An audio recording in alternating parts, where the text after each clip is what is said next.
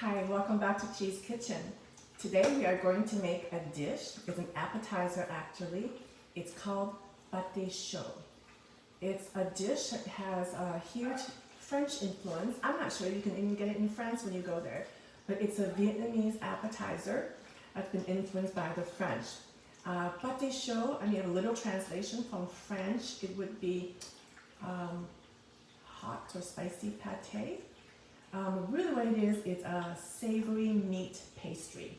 A very flaky, crunchy, pastry on the outside and a rich savory meat on the inside.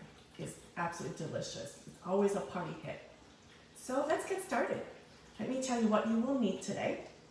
You're going to need some pastry sheets. And I love this brand. It's by Pepperidge Farm and it comes in pastry sheets. Make sure you get the sheet and not the pastry puffs. Sometimes people get the wrong kind by accident. The recipe asks for 2 of these boxes. Next, you will also need 1.5 pounds of ground pork. Today I'm actually using ground turkey instead. You will also need some chicken liver. It comes in a box like this. And you get it in your meat section in the grocery store. Then you also need a yellow onion,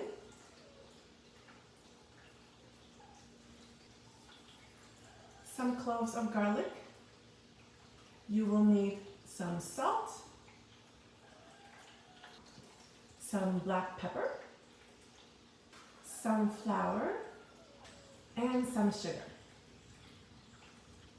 You also need a little bit of oil and you need some water. You're also going to need some eggs. In terms of equipment, you're going to need a mixing bowl, a little pan. We will be using it to fry some of the onions. You're going to need a cookie sheet and some parchment paper. This is to line your cookie sheet with. All right, now that we have all our ingredients, let's start making some pâté chaud. The recipe asks for garlic and onion. So I've chopped up my garlic, like so, into tiny bits and set that aside. The onions, notice the recipe asks for 1 whole onion and half an onion. The whole onion I chopped up into little bits like this. And then the half onion, I slice them into little round slices like this. So what we're going to do is we're going to need to fry the garlic and the onion slices. So what I have here is I have a little pot with oil ready. So I have a small pot on the stove here. I'm going to add some oil, just a little bit, enough for me to fry the onion and the garlic. While I wait for the oil to get hot, remember that onions cook longer than garlic. So what I want to do is add the onion in first to give it some time to cook, and then I add the garlic after. If I do the reverse, the garlic ends up being kind of burnt. Okay, so let's wait for the oil to heat up and we'll put in the onions first. All right, I'm testing out the oil and I'm gonna stick my chopstick in this little bubble sizzling. That means it's hot. I'm going to add in the onions first.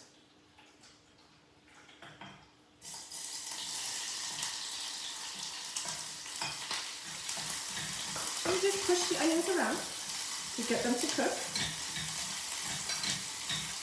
What we're looking for is for the onions to brown, to a nice golden brown. As you can see, the onions are starting to soften and it's starting to turn translucent, which is kind of clear. That's when I know I'm going to add in the garlic. So here's my garlic.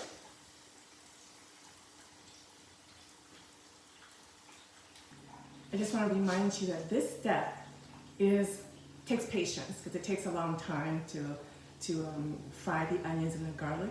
But this step is absolutely necessary. It defines the dish. It gives that dish that wonderful, rich aroma.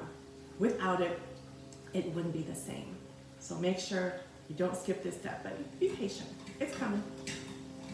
As you can see, our onion is starting to turn gold. Not quite gold, but a little yellow.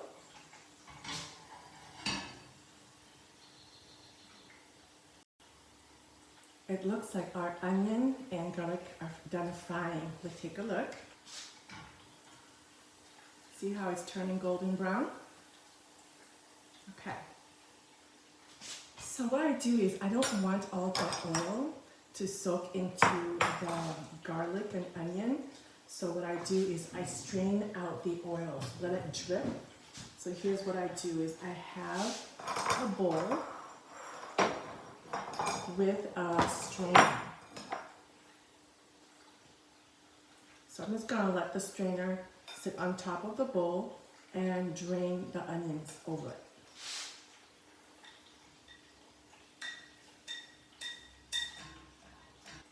So as you can see there, the onions and the garlic are golden brown, and right now they're kind of soft. So I'm just gonna let it sit and drain over the strainer, and it'll turn slightly crispy as it dries up. All right, next what we're going to do is slice up the chicken liver. Just want to show you what it looks like in the package. Okay, so here is a small slice.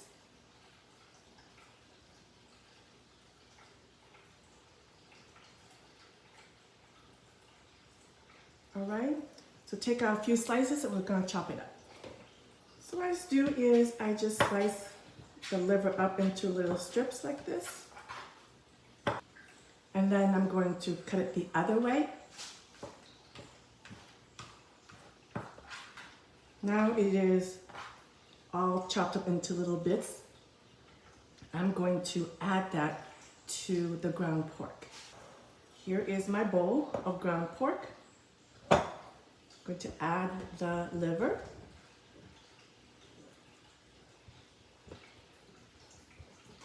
Next comes the chopped onions. Next comes an egg yolk. So I only want the yellow part of the egg. But you can use an egg separator, or you can just use your hands. I'll show you how this works. So I have an egg separator here. I'm going to crack the egg and drop it right inside the egg separator.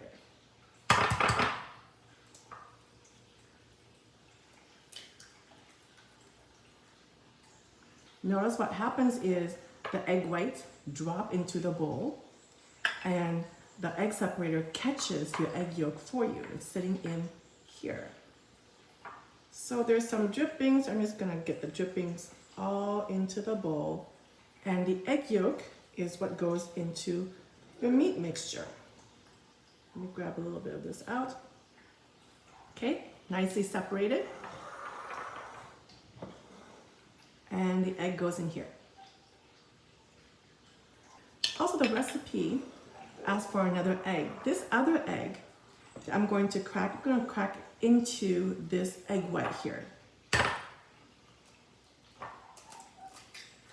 I keep it separate in its own bowl because this is what I will use later to kind of brush on top of the pastry right before we put it into the oven.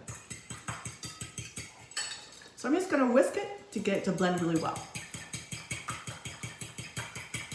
Next, we are going to add in the salt, the black pepper, and the sugar.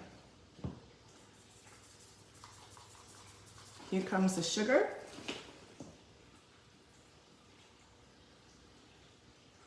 Here comes the black pepper. Be liberal with the black pepper. It makes the dish give that nice kick. Next, we are going to add in those fried onions and garlic.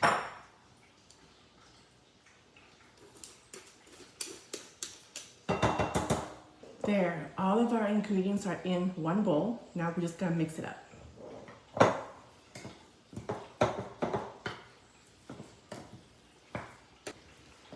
I just wanna make a note. Some people don't like liver, my brother being one of them, and he prefers to have his dish without liver. So my mom often makes it for him without liver. Now, that's perfectly fine.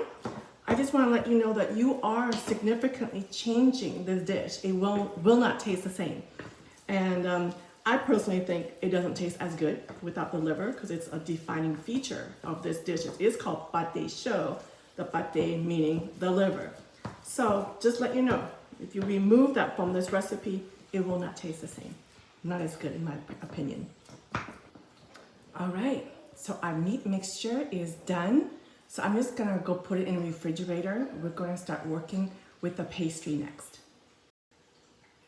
Okay, next I'm going to prepare my cookie sheet. So right here I have the cookie sheet and I've cut up some parchment paper and I'm just gonna lay it on top. What this does is it prevents your pastry from sticking to your cookie sheet. It'll be a nightmare to get them out, and then cleaning is also a nightmare. So they will come out very nicely. So I'm gonna set that aside. All right, this is the fun part. We're going to prepare the pastry. So what I do is I have a little bit of flour here. I'm gonna spread it onto my working surface so that when I put the pastry dough on top, they don't stick to my counter and they won't stick to each other. Okay, I just kind of spread it out like that. So this box, one box will make 16 pastries. So 2 boxes will make 32 in total. So when you pull it out of the pastry box, it looks like this. It comes in 2 sheets, like so. And I'm gonna take out the first sheet. When you deal with dough, you kind of need to be gentle because they're quite fragile. So here's my first sheet. I'm just going to unroll it.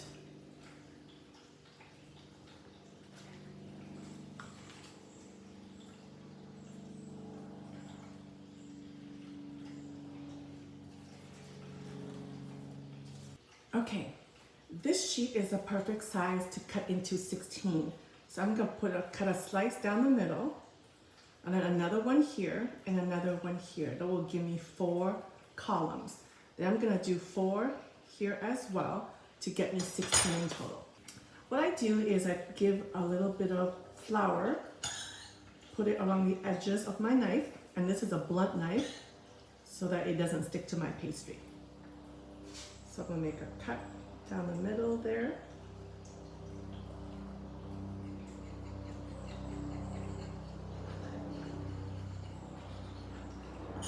Add some more flour to my knife.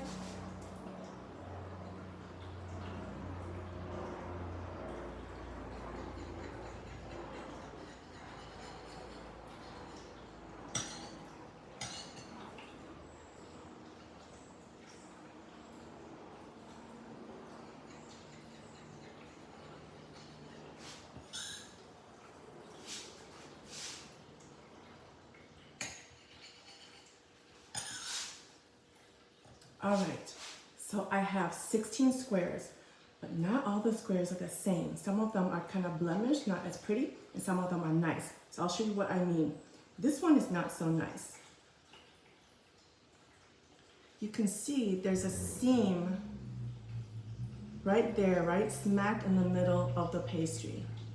Okay, there's a seam right there. That's not so nice. I'm gonna make that the bottom piece. Here's one that's nice. See how it's smooth, unblemished? That's gonna be the pastry top. So what I mean is this, when the bottom piece, and then when I put the meat on top, the nice piece will be the top. So I just put the not so nice looking one onto my cookie sheet. All right, we are now ready to make our pastry. We're gonna start the stuffing process. So I have all of my 16 squares on my cookie sheet. These are the not so pretty ones. The pretty ones are sitting out here on my kitchen top. I do have a small bowl of water sitting here ready. I'm going to use that to seal the pastries. So first what I'm going to do is scoop in a little bit of meat on each of these pastries.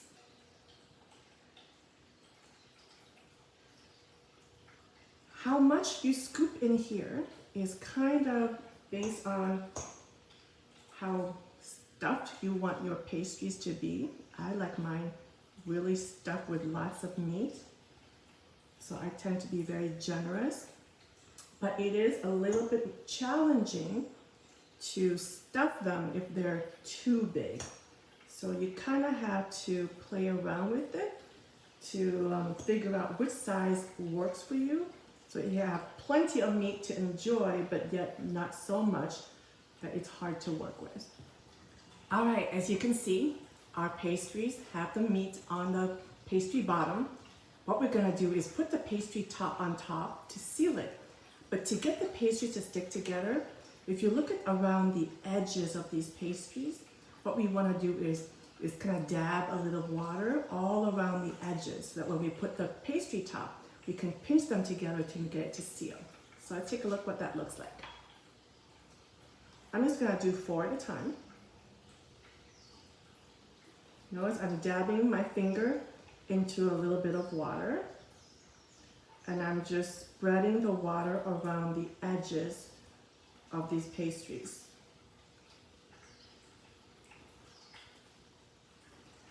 To start out, maybe do just 1 at a time because you don't want to take so long and then the water dries out on your pastry. So once you're a pro, you can do maybe several at a time.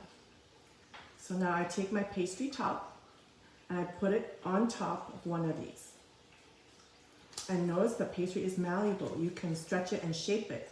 So now I'm holding it in my hand and I'm gonna pinch closed like that.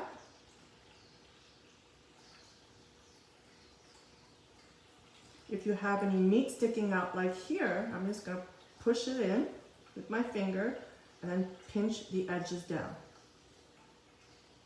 And let's go around to make sure there aren't any gaping holes that pop out. There. Just wanna quickly remind you, this is about the time you preheat your oven to 400 degrees Fahrenheit. As you can see, our pastries are now all stuffed. The last finishing touch is, and this is optional, this is just to make it look pretty. You see how these pastries have their edges crimped? Okay, to do that, you take a fork, you dip it into flour first so that it doesn't stick to your pastry, and then to crimp it, you go like so. Just press your fork down on the edges so it makes those little marks.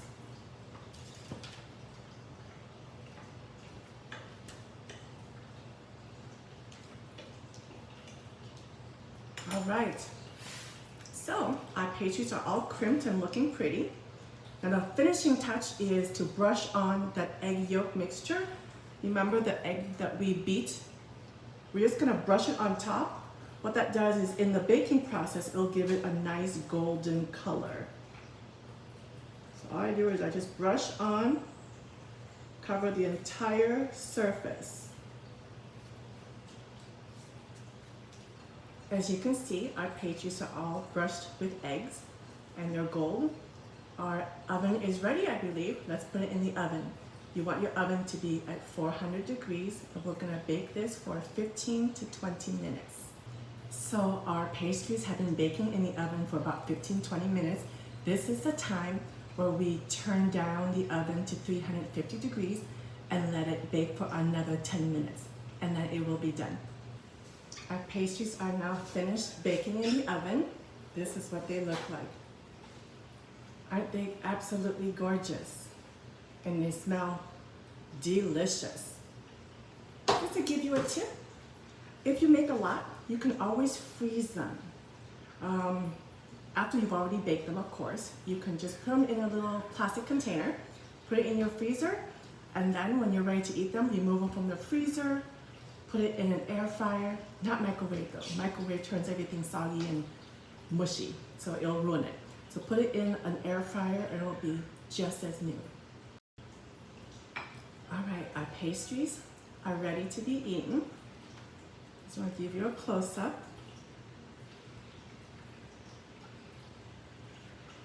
Let's cut one up and see what it looks like on the inside.